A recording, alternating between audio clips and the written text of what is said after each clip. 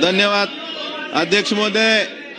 जानेवारी 2024 मध्ये मराठा समाजाच्या आरक्षणासाठी मनोज जरांगे पाटील यांच्या नेतृत्वाखाली मराठा समाजाचा मोर्चा मुंबईला आला होता.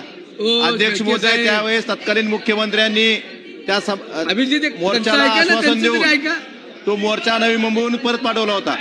अध्यक्ष महोदय, त्यावेळेस तत्कालीन मुख्यमंत्र्यांनी आश्वासन दिलं होतं की सगळे सोयराच्या अध्यादेशाची अंमलबजावणी, हैदराबाद गॅजेटची अंमलबजावणी, परंतु अध्यक्ष महोदय याबाबत शासनाकडनं आतापर्यंत कुठलीही कारवाई दिसत नाही.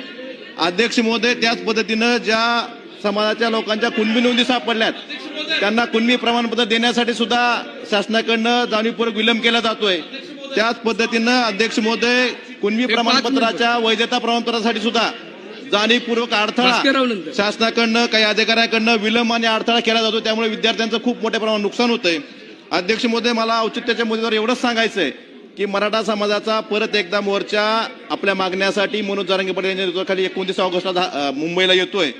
तर त्या समाजाला जी आश्वासनं सरकारच्या वतीने आधी दिली होती त्या आश्वासनाची पूर्तता करावी एवढीच विनंती औचित्याच्या मुद्द्याद्वारे मला सरकारला करायची.